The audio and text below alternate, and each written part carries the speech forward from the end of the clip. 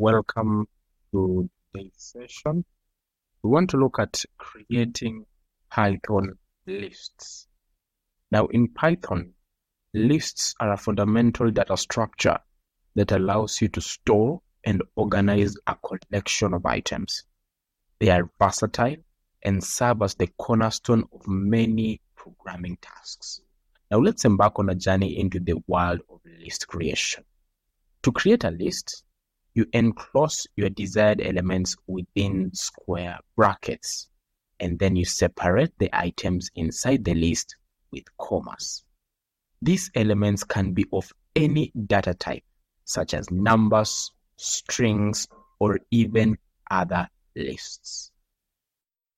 Now, in the example shown, we have created a list called fruits that contains the names of various fruits. This exudes a sense of simplicity and clarity, perfectly capturing the essence of a classic Python list. Now, each element within the list occupies a specific position. This position is known as an index.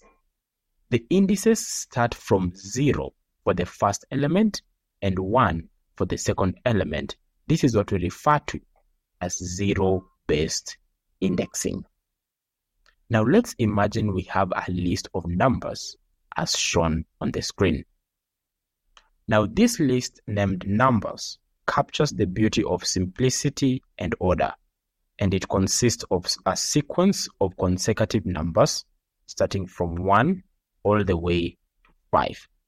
Now each number is carefully positioned within the list, ready to be accessed or manipulated. Moreover, lists can contain a mix of different data types, allowing for versatile data organization, like demonstrated on the screen. We have a list called mixed list that showcases the elegant fusion of different data types. It combines an apple, which is a string, an integer, 42, a Boolean value, true, and a floating point number, 3.14.